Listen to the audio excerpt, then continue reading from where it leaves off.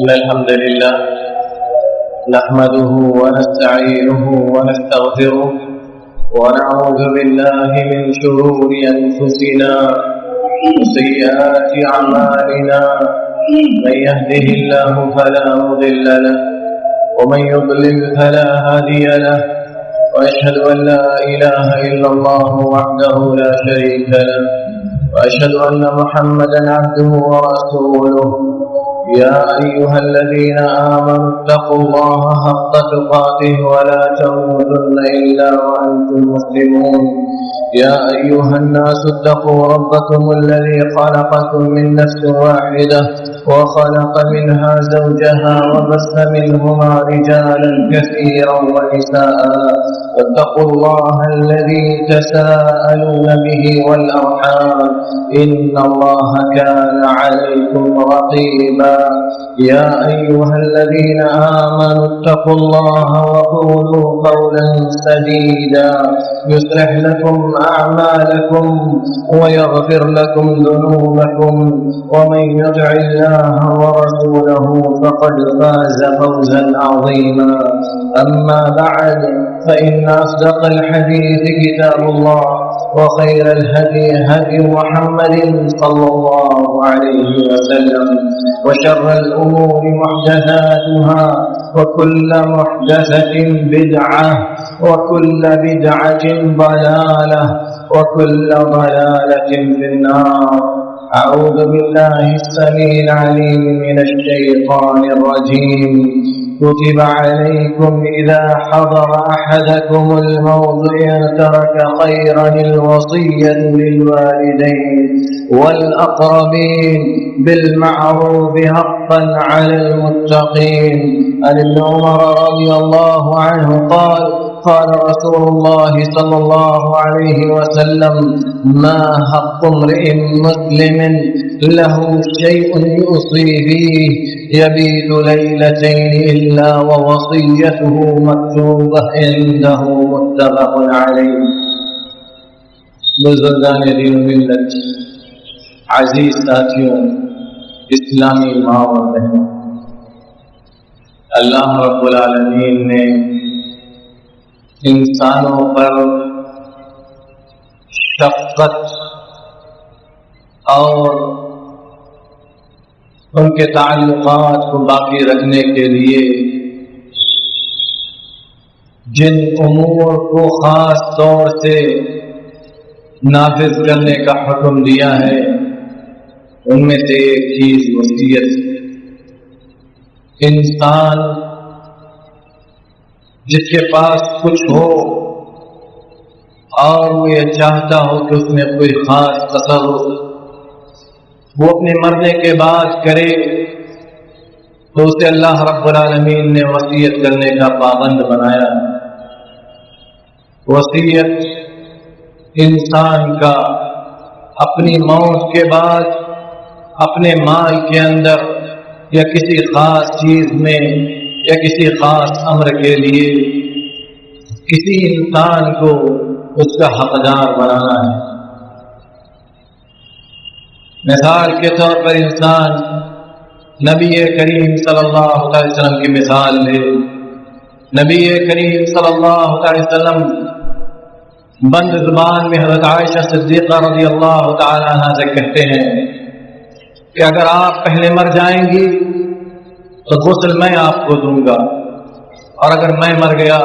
تو آپ مجھے غسل دیجیے. یہ بند زبان میں ایک وصیت ہے اور اسی وصیت کو نافذ کرتے ہوئے علی رضی اللہ تعالی عنہ نے فاطمہ رضی اللہ تعالی عنہ کو وصیت. وصیت کتنی اہم چیز ہے. اللہ کے نبی صلی اللہ علیہ وسلم نے کئی دفعہ صحابہ کرام کو اس بات کی نصیحت کی کہ وہ وصیت کریں اپنے مال کے اندر، اپنی اولاد کے لیے، اپنے رشتہ داروں کے لیے، اپنے اعزا و اقربا کے لیے، اپنے والدین کے لیے. اور وصیت صرف مال کے ساتھ خاص نہیں. انسان اپنے بچوں کو والدین کے ساتھ حسن سلوک کرنے کی وصیت کرتا ہے، دین پر قائم رہنے کی وصیت کرتا ہے، اس کو اللہ رب العالمین کے دیے ہوئے احکام و قوانین پر عمل کرنے کی وصیت کرتا ہے۔ ابراہیم علیہ السلام نے اپنے بچوں کو، یعقوب علیہ السلام نے اپنے بچوں کو وصیت کرتے ہوئے کہا تھا فَلَا تَمُوتُنَّ إِلَّا وَأَنْتُمْ مُسْلِمُونَ، تمہاری موت نہ اس کے بغیر کہ تم مسلمان ہو، یعنی اسلام کی حالت پر ہی تمہاری موت ہے۔ یہ وصیت ابراہیم علیہ السلام اور یعقوب علیہ السلام کی اپنے بچوں کے لیے۔ یہ وصیت انسان اپنی زندگی میں لکھ کر رکھ لے اگر اسے کوئی وصیت کرنی ہے، یا اگر اپنی اولاد میں سے یا اپنے رشتے داروں میں سے، اپنے اعزا و اقربا میں سے، دوستوں میں سے جس کو وہ یہ سمجھے کہ وہ بہت امین ہے، امانت دار ہے، اسے اپنی وصیت سنا دے اور اس سے کہے کہ اس میں کوئی تبدیلی نہ ہو۔ فَمَن بَدَّلَهُ بَعْدَمَا سَمِعَهُ فَإِنَّمَا إِثْمُهُ عَلَى الَّذِينَ يُبَدِّلُونَ، اور کسی انسان کی وصیت کو کوئی انسان اگر اس کے بعد بدل دیتا ہے فَإِنَّمَا إِثْمُهُ عَلَى الَّذِينَ يُبَدِّلُونَ، تو انسان کے مرنے کے بعد جو انسان اس کی وصیت میں تبدیلی کرتا ہے سارا گناہ اسی کے سر جائے گا جس نے بدلا ہے۔ اور یاد رکھو ان اللہ سمیع علیم، اللہ رب العالمین سننے والا اور جاننے والا۔ ومن خاف من موص جنبا او اثما فاصلح بینہم فلا اثم علیہ، اور اگر کوئی انسان یہ دیکھتا ہے کہ وصیت کے اندر بے راہ روی ہے، وصیت عدل پر قائم نہیں ہے، یا اس وصیت کو نافذ کرنے میں گناہ ہوگا، تو اصلاح کرے۔ ان دونوں یعنی جس نے وصیت کیا ہے اور جس کے لیے وصیت کیا ہے، ان دونوں کے بیچ میں وصیت اس کو اصلاح کرے،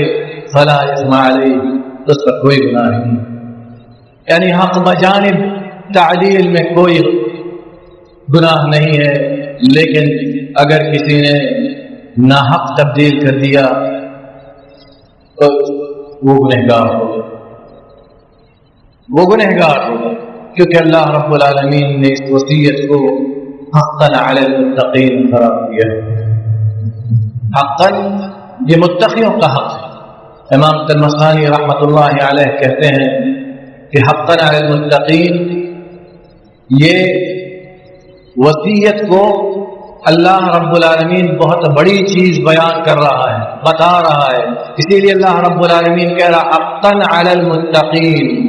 یعنی متقیوں کا حق ہے۔ اس کا مطلب یہ نہیں ہے کہ جو انسان متقی نہیں ہے وہ وصیت نہیں کرے گا یا وہ وصیت نہیں کر سکتا، نہ، اس کو بھی وصیت کرنا ہے اور اس کا بھی حق ہے کہ وہ وصیت کرے۔ اور وصیت کے درجات ہیں، وصیت کے حکم کے بارے میں علماء کے اندر 3 رائے ہیں۔ کیا یہ وصیت کرنا واجب ہے یا واجب نہیں ہے، یا صرف والدین اور اقربین، یعنی وہ والدین جو وارث نہیں ہو رہے، یعنی دادا، والدین کی موجودگی میں دادا پر دادا، تو اللہ رب العالمین نے ان کے لیے وصیت کو حق قرار دیا ہے۔ تو اب یہ وصیت واجب ہے یا واجب نہیں ہے، یا صرف انہیں کے لیے واجب ہے، اس میں علماء کے درمیان اختلاف ہے۔ علماء کا ایک طبقہ کہتا ہے کہ وہ وصیت کرنا ہر انسان پر واجب، جس کو وہ وصیت کرنا چاہے، وَلَا وَصِيَّةَ لِوَارِثٍ، اور وارث کے لیے یعنی جو انسان کا اصل وارث ہے، اس کا بیٹا بیٹی، اس کے لیے وصیت نہیں، یا انسان کے بیٹے بیٹی نہیں ہے تو بھائی بہن وغیرہ ان کے لیے وصیت نہیں، یا بھائی بہن کی اولاد ان کے لیے وصیت نہیں۔ اور ایک وصیت جسے وصیت واجب کہتے ہیں فقہا کی اصطلاح میں، وہ کہتے ہیں کہ انسان مثلا زید ایک انسان ہے، زید، اس کے 4 یا 5 بیٹے ہیں، ان بیٹوں میں سے مثلا ان کے نام بکر، عثمان، علی، زید اور معاویہ وغیرہ ہوں، اور ان میں سے مثال کے طور پر عثمان کا انتقال ہو جائے اس کے زید کی زندگی میں، اور زید کی زندگی میں جب اس کا انتقال ہو گیا تو زید کی زندگی میں عثمان کا جو انتقال ہوا تب عثمان کی اولاد یہ وراثت نہیں پائے گی، کیونکہ جو زید کے اور بیٹے ہیں وہ اس کو محجوب کر دیں گے، یعنی ساقط کر دیں گے، اب وہ وراثت کے حقدار نہیں ہوں گے۔ تو اب یہ زید پر واجب ہے کہ وہ عثمان کے بیٹوں کے لیے 1/3 سے کم میں وصیت کرے۔ تو کہتے ہیں فقہا کہ اگر اس نے لکھ دیا ہے یا وصیت کر دی ہے تو نافذ ہونی ہی ہے، لیکن اگر نہیں بھی لکھا ہے تو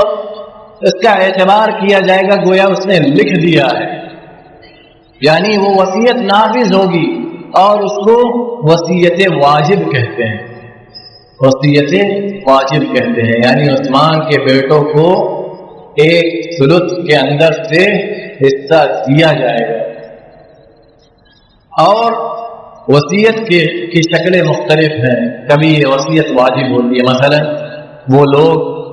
جن کو اللہ رب العالمین نے کوئی ذمہ داری دی ہے، ان کے پاس لوگ اپنا مال وغیرہ رکھتے ہیں، ان کے اوپر قرض ہے، تو ایسے انسان کے لیے وصیت کرنا واجب ہے تاکہ جو دوسروں کا حق ہے وہ ضائع نہ ہو، دوسروں کا جو حق ہے وہ ضائع نہ ہو۔ ایسے انسان کے لیے جس کے پاس قرض ہے، جس نے قرض لے رکھا ہے، یا جس کے پاس دوسرے لوگ امانت رکھتے ہیں، اس کے لیے وصیت کرنا واجب ہے، وصیت کرنا واجب ہے۔ اور وہ انسان جس کے پاس ایسا کچھ نہیں ہے تو اس انسان کے لیے اگر اس کے پاس مال بہت زیادہ ہے تو وصیت کرنا مستحب ہے، اور وہ انسان جس کے پاس مال تھوڑا ہے اور لینے والے بہت زیادہ ہیں، علماء کہتے ہیں ایسی صورت میں وصیت کرنا مکروہ ہے، یعنی اپنے وارثین کو ایسا بنا دینا کہ ان کو کچھ ملے ہی نہ، ایسی وصیت اگر کچھ نہیں مل رہا تو حرام، اور تھوڑا مل رہا ہے تھوڑے کا تھوڑا تو یہ مکروہ، اگر کچھ نہیں مل رہا ہے تو حرام ہے، یعنی کوئی ایسی وصیت کرے کہ اس کے ورثہ کو کچھ ملے ہی نہ، تو ایسی وصیت حرام، یہ وصیت نافذ نہیں ہوگی۔ اور اسی وصیت کو اللہ رب العالمین نے کہا فمن خاف من موص جنفا او اثما فاصلح بینہم فلا اثم علیہ، اس پر کوئی گناہ نہیں، اس کو بدلنا واجب ہے۔ اور ایسے ہی وہ وصیت جو مکروہ ہے اس میں بھی بدلنا ضروری ہے۔ اور وصیت کے اندر 3 چیزیں، پہلا انسان جو وصیت کرے گا، یہ رکن ہے وصیت سے، پہلا انسان جو وصیت کرے گا، جس کے لیے وصیت کرے گا، جس چیز کی وصیت کرے گا، یہ 3 رکن ہے وصیت کی۔ اور یہ وصیت نافذ کب ہوگی؟ وصیت انسان کی موت کے بعد نافذ ہوگی، من بعد وصیت یوصی بها او دین، اللہ رب العالمین کہتا ہے کہ وصیت نافذ ہوگی، یعنی وراثت تقسیم ہوگی وصیت کو ادا کرنے اور یا قرض کو ادا کرنے کے بعد۔ وراثت کب تقسیم ہوگی؟ اگر انسان کے مال میں قرض ہے یا دین ہے، اس کو ادا کرنے کے بعد۔ اگر کوئی ایسی وصیت کرتا ہے جس کے اندر ورثہ میں سے بعض یا کل کو محجوب کر دیا جاتا ہے، ساقط کر دیا جاتا ہے، تو یہ وصیت حرام ہے، نافذ نہیں ہوگی، اور ایسے وصیت کرنے والے کو رب العالمین نے گنہگار قرار دیا۔ یعنی جو انسان وصیت کرے مثلا کہ سارا مال میرے بیٹوں کو دے دیا جائے، بیٹیوں کو کچھ نہ دیا جائے، اللہ رب العالمین نے ایسی وصیت کا کہ نافذ کرنے کی اجازت نہیں دیتے۔ یا کوئی کہے کہ میرے بیٹیوں کو اور بیٹوں کو برابر برابر ملے، حرام ہے، بیٹیوں کا حق بیٹوں کا آدھا ہے، اس سے زیادہ کا انہیں حق نہیں ہے، اور یہ حرام ہے وصیت۔ اگر کوئی کہتا ہے میرے بیٹے اور بیٹیوں کو برابر کا حصہ دیا جائے، اور وصیت صرف ثلث مال کے، یعنی 1/3 مال کے 3 حصوں میں سے ایک حصے کے اندر سے وصیت ہو سکتی ہے، بس اس سے زیادہ میں نہیں۔ سعد بن ابی وقاص رضی اللہ تعالی عنہ راوی ہیں، کہتے ہیں کہ نبی کریم صلی اللہ علیہ وسلم میری بیماری میں میری عیادت کرنے کے لیے آئے، میری بیماری میں میری عیادت کرنے کے لیے آئے اور کہا، مکہ میں وہ بیمار تھے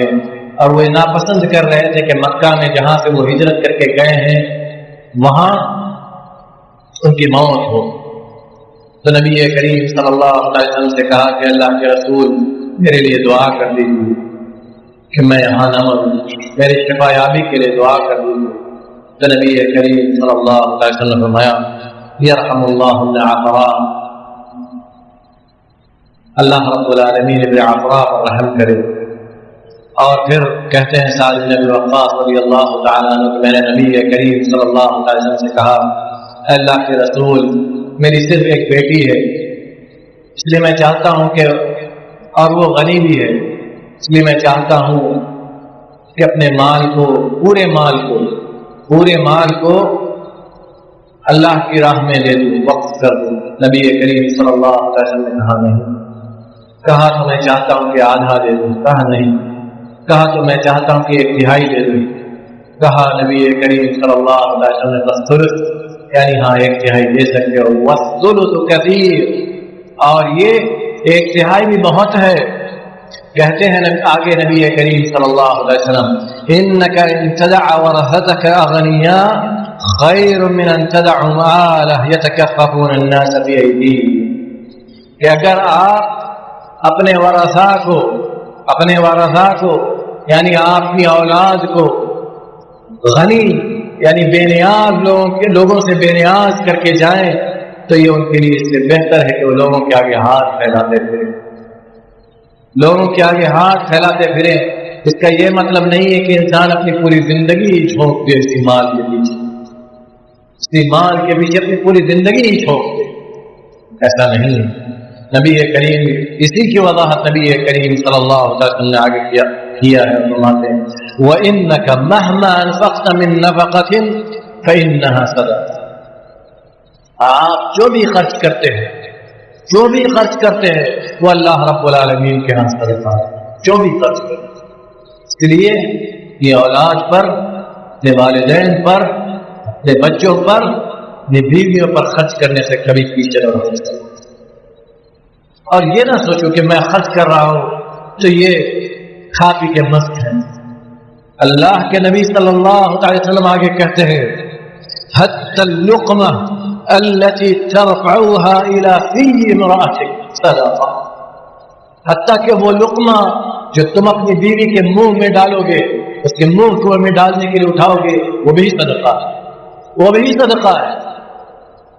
اس لیے اپنی بیوی بچوں پر خرچ کرنے سے یہ نہ سوچو کہ تمہارا مال بہت ہے۔ نبی کریم صلی اللہ علیہ وسلم نے بہت واضح الفاظ میں فرمایا، جو خرچ کرتا ہے وہی دیا جاتا ہے، جو خرچ کرتا ہے وہی دیا جاتا ہے، جو خرچ کرتا ہے اسی پر خرچ کیا جاتا ہے، اور اللہ رب العالمین خرچ کرنے والے کو ہی پسند کرتا ہے۔ اور یہاں ایک چیز ہمیشہ مسلمانوں یاد رکھیں، اللہ رب العالمین نے ہمیں 2 قاعدہ دیا ہے، ایک قاعدہ ریا کا ہے اور ایک اسراف و تبذیر کا ہے۔ مال و منال سے متعلق اسراف و تبذیر،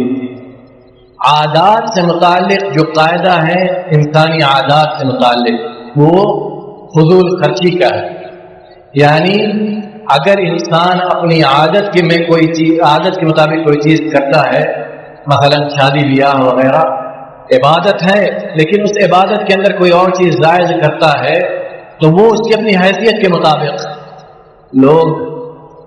کہتے ہیں کہ فلاں نے اتنا خرچ کر دیا، اس نے فضول خرچی کی۔ اللہ رب العالمین نے فضول خرچی کے لیے کوئی حد متعین نہیں کی، بلکہ فضول خرچی کے لیے اسٹیٹس متعین کیا۔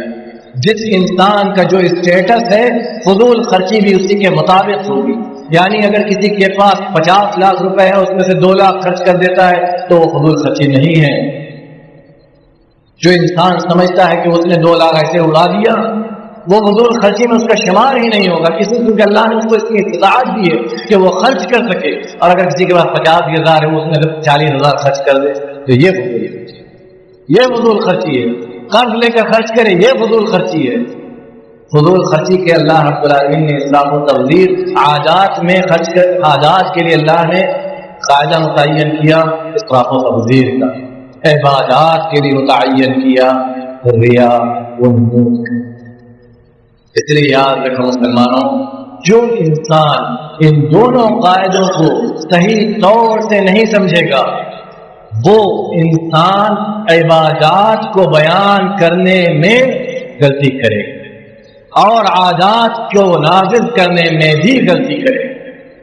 مثلا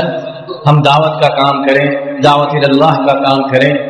اور اس میں کوئی چیز ایسا کام کریں جو ہماری عادات میں ہو تو وہاں ریا نہیں ہوگی، وہاں اسراف و تبذیر. اور جو چیز ہم اپنی عادات کے مطابق کریں اس میں ریا نہیں آئے گا، الا یہ کہ ہم اس طرف لے جائیں اس کو جس کا تعلق نکاح اور عقد اور ایجاب و قبول سے، تو وہاں ریا آئے گی. لیکن یہاں ریا بہت مشکل سے داخل ہوگا، وہاں اسراف و تبذیر داخل ہوگا، اور وہاں دعوت اللہ میں اسراف و تبذیر بہت مشکل سے داخل ہوگا تو ریا. اس لیے فقہا کہتے ہیں جو انسان ان دونوں چیزوں کو نہ سمجھے وہ ان دونوں کو بیان کرنے میں ہمیشہ غلطی کرے. اور یہ وصیت اتنی بڑی چیز ہے مسلمانوں کہ اللہ رب العالمین نے اس کو حق قرار دیا ہے. اور صحابہ کرام وصیت نبی کریم صلی اللہ علیہ وسلم کے فرامین کو کس طرح نافذ کرتے تھے اس کا ایک واقعہ سنیں. نبی کریم اللہ رب العالمین کہتا ہے كتب عليكم إذا حضر أحدكم الموت إن ترك خيرا الوصية للوالدين والأقربين بالمعروف حقا على المتقين. کہ اگر انسان کو ایسا محسوس ہو وہ بیمار ہو کیا وہ بچے گا نہیں. کبھی کبھی ہوتا ہے انسان کو فیلنگ، یہ احساس، یہ شعور آتا ہے کہ شاید اب وہ بچے گا نہیں.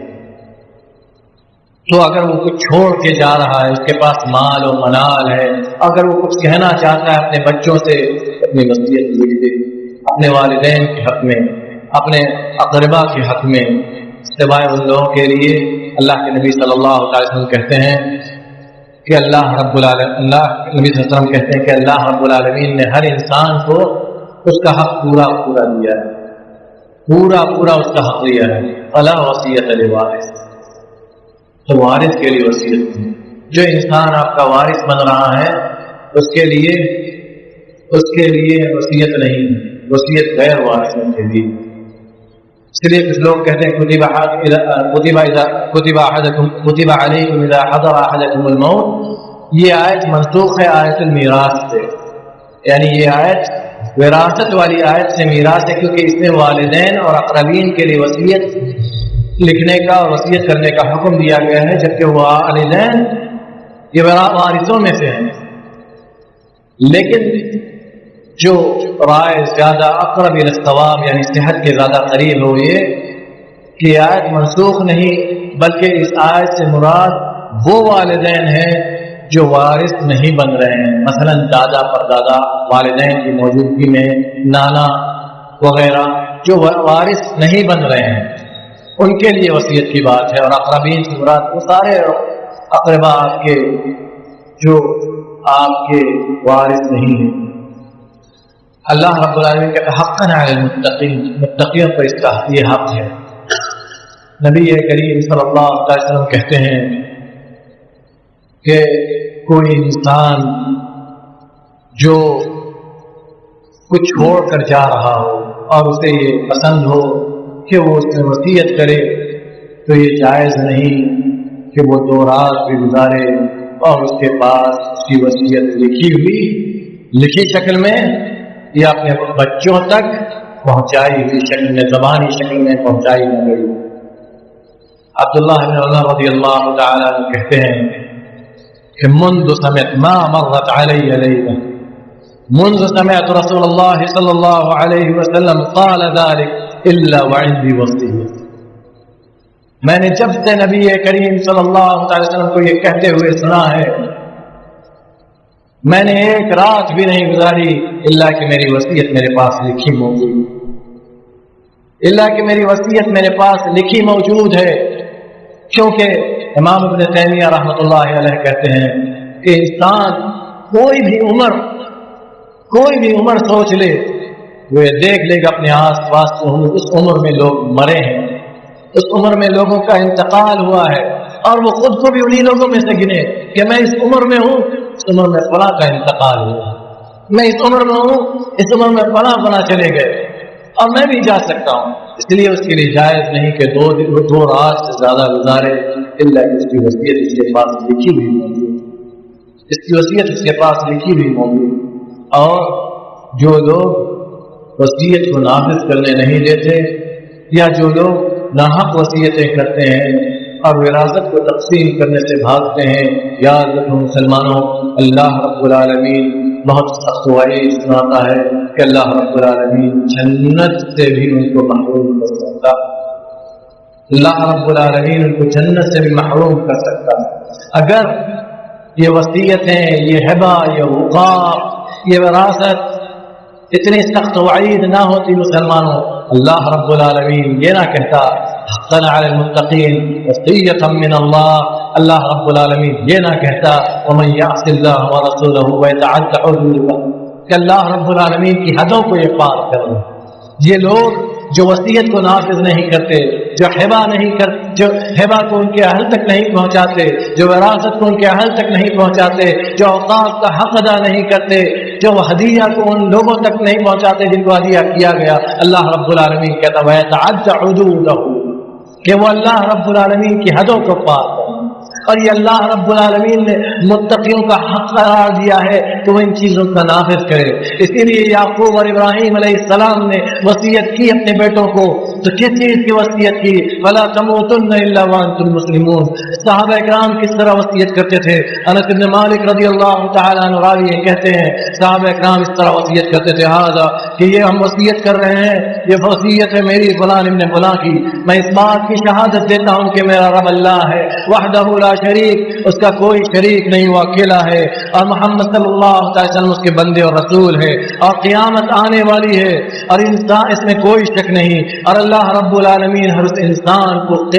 جو قبر میں ہے اس کو قبر سے اٹھائے گا، اور جو انسان اپنے پیچھے اپنی اولاد کو اور اپنے اقربا کو چھوڑ کر جا رہا ہے، وہ وصیت کرتا کہ اللہ سے ڈرنا اور اپنے آپس میں صلح کر کے رہنا اور اللہ رسول کی اطاعت کرنا اگر تم مومن رہے۔ اسی لیے ابراہیم اور یعقوب علیہ السلام نے وصیت کی یا بنی ان اللہ اصطفى لكم الدین فلا تموتن الا وانتم مسلمون، اے میرے بچوں، اللہ رب العالمین نے تمہیں دین کے لیے اختیار کر لیا ہے، تمہیں دیندار بنا دیا ہے، مسلمان بنا دیا ہے، فلا تموتن الا وانتم مسلمون، تم مسلمان ہونے کی حالت میں ہی مرنا۔ اور یہ وصیت کرتا ہوں کہ اگر میری اس مرض کے اندر وفات ہو جائے تو فلاں طریقے سے میرے مال کو تقسیم کرنا اور میری وصیت کو نافذ کرنا، میرا جنازہ فلاں پڑھائے،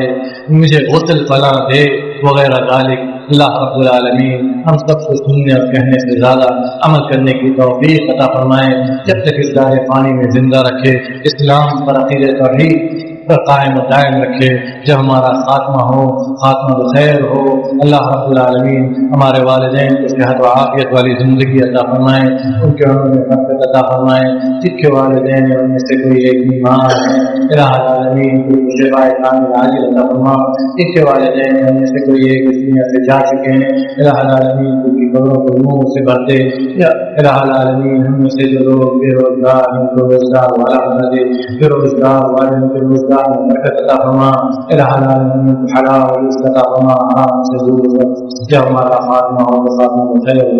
صلی اللہ علیہ وسلم۔